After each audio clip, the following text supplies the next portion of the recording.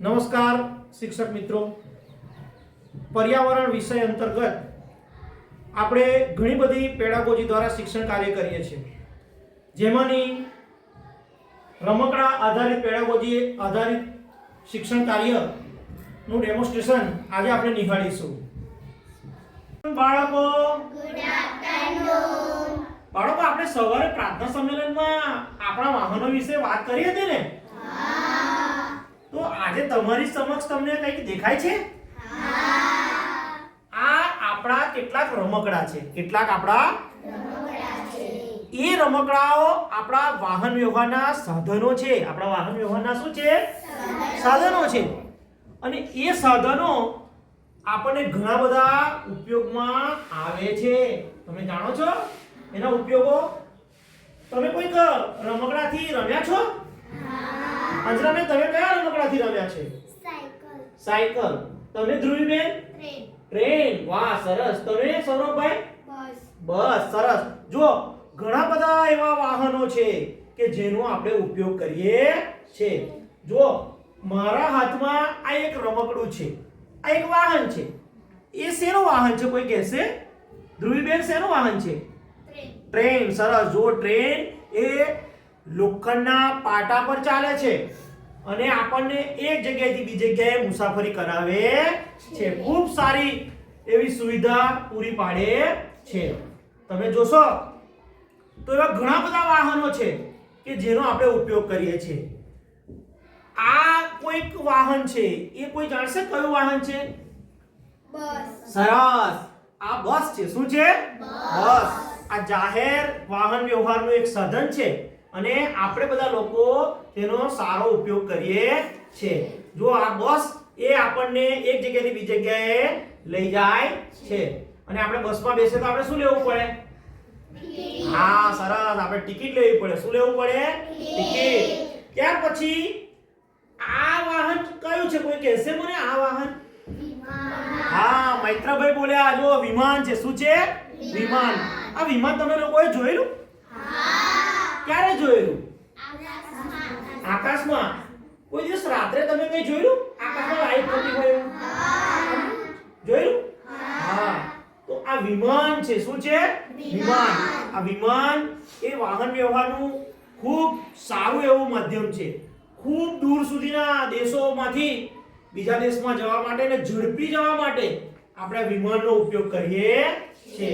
વિમાનના ઉપયોગ દ્વારા આપણે સરળતાથી લાંબા ગાળાની મુસાફરી ટૂંકા સમયમાં કરી શકીએ છીએ. ત્યાર પછી આ એક વાહન છે. તમે બોલશો કરુણાબેન, આ કયું વાહન છે? સરસ. કયું વાહન છે? સ્ટીમર. રોડ પર ચાલે? તો ક્યાં ચાલે? સરસ. સ્ટીમર પાણીમાં તરે છે અને તે વાહન વ્યવહાર માટે ઉપયોગી છે. ત્યાર પછી તમે જોશો કે આપણી પાસે ઘણા બધા એવા સાધનો છે કે જેનો આપણે ઉપયોગ કરીએ છીએ. આ એક સાધન છે, તેને આપણે શું કહીશું વિદ્યાબેન? ટ્રક. શું કહીશું? ટ્રક. એ ટ્રકમાં આપણે શું કરીએ? ટ્રકનો શું ઉપયોગ છે કોઈ કહેશે મને? હિતેશભાઈ, ટ્રકનો શું ઉપયોગ? હા, કોઈ સામાન લઈ જવા માટે, લાવવા માટે, કોઈ વસ્તુને એક જગ્યાએથી બીજી જગ્યાએ લઈ જવા માટે આપણે ટ્રકનો ઉપયોગ કરીએ છીએ. ત્યાર પછી તમે જોશો કે આ શું છે? કાર. શું છે? કાર. આપણે એક જગ્યાએથી બીજી જગ્યાએ જવા માટે અને નાનું ફેમિલી હોય, નાનું પરિવાર હોય તો આપણે એક જગ્યાએથી બીજી જગ્યાએ જવા માટે આ કારનો ઉપયોગ કરીએ છીએ. ત્યાર પછી તમે જોજો પહેલાના સમયમાં જ્યારે વાહનો નહોતા ત્યારે લોકો ઘોડાગાડીમાં જતા હતા. શેમાં જતા હતા? ઘોડાગાડી. ત્યાર પછી બળદગાડું. બરાબર? તો એવી જગ્યાએ લોકો એક જગ્યાએ બીજી જગ્યાએ જતા હતા. આ વસ્તુ કોઈ ઓળખે છે? શું છે? રિક્ષા. સરસ. આપણા ગામમાં પણ રિક્ષા આવે છે. આવે છે ને? તો રિક્ષામાં આપણે મુસાફરી કરીએ છીએ.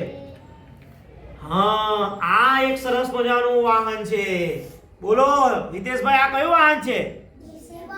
હા. શું છે અંજનાબેન? હા, જેસીબી. શું છે? જો આ એક એવું વાહન છે કે જેણે આપણા ઘણા કામ સરળ કર્યા છે. ઘણા કામ સરળ કર્યા. તમે જોશો સચિનભાઈ કે આપણે માટી ખોદવી હોય, કોઈ જગ્યાએથી બીજી જગ્યાએ માટી ખસેડી હોય અથવા કોઈ વસ્તુ ખસેડી હોય તો એના માટે આપણે જેસીબી નો ઉપયોગ કરીએ છે. જુઓ ત્યાર પછી આપણી સામે આ ઘણા બધા વાહનો છે જે જાહેર વાહનોનો ઉપયોગ થાય છે. જો જાહેર વસ્તુઓને આપણે એમાં ઉપયોગ કરીએ છે. અરે સૌરભભાઈ, આ વાહનને શું કહીશું આપણે? ટ્રેક્ટર. એનો શું ઉપયોગ થાય? ખેતી કામ માટે વપરાય. સરસ. તમે બીજા કયા કામમાં આનો ઉપયોગ કરશો?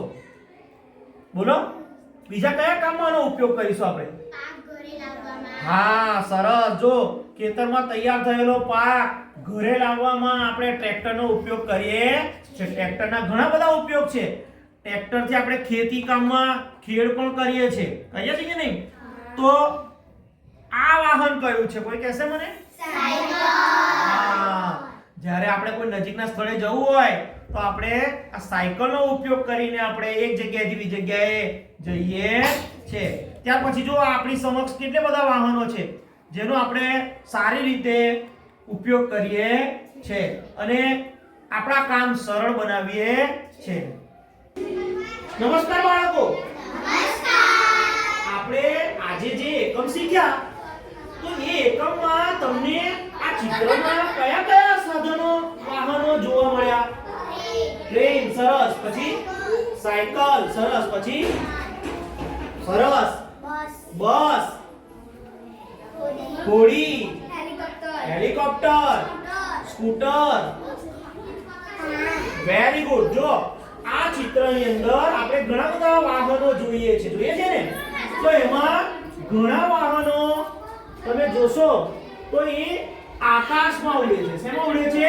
આકાશમાં. બીજા એવા ઘણા વાહનો છે જે જમીન માર્ગે ચાલે છે અને બીજા એવા વાહનો છે કે જે પાણીમાં ચાલે છે. તમે જોશો તો રેલ એ પાટા પર ચાલતી ગાડી છે, બરાબર? રેલગાડી. ત્યાર પછી તમે જુઓ જમીન માર્ગે કાર, સ્કૂટર, બસ, મોટરસાયકલ, બરાબર? હવાઈ માર્ગે તમે જુઓ તો રોકેટ, હેલિકોપ્ટર, વિમાન, પેરાગ્લાઇડિંગ કરવા માટે પણ આનો ઉપયોગ થાય, બરાબર? એવી જ રીતે પાણીમાં તમે જોશો તો આ પાણીની અંદર તમે સબમરીન, હોડી, પછી આ મોટી સ્ટીમરો પણ પાણીમાં ચાલે છે. તો આ બધા વાહનો આપણને એક જગ્યાથી બીજી જગ્યાએ લઈ જાય છે અને આપણને સારી મુસાફરી કરાવે છે. તો આપણા ઘણા બધા જે અંતરના સ્થળો છે, બહુ દૂર દૂરના અંતરના સ્થળો છે જેમાં આપણે સારી રીતે પહોંચી શકીએ છે. મિતભાઈ, તમે કઈ ગાડીમાં કે કયા વાહનમાં બેઠેલા છો? બસમાં બેઠેલા છો. જો હવે તો મોટા શહેરોમાં 2 માળની પણ બસ આવે છે, ડબલ ડેકર બસ. કેવી બસ? ડબલ ડેકર બસ. અને ઊંચા પર્વતો હોય તો એવા ઊંચા પર્વતો પર ઉડન ખટોલા હોય છે. શું હોય છે? ઉડન ખટોલા. ઉડન ખટોલા એટલે દોરડા પર ચાલતું વાહન. એને આપણે દોરડા પર ચાલતું રોપવે કે શું કહે? રોપવે. જો એવા ઘણા બધા સાધનો છે કે જે આપણને કામ લાગે છે. સરસ. આભાર.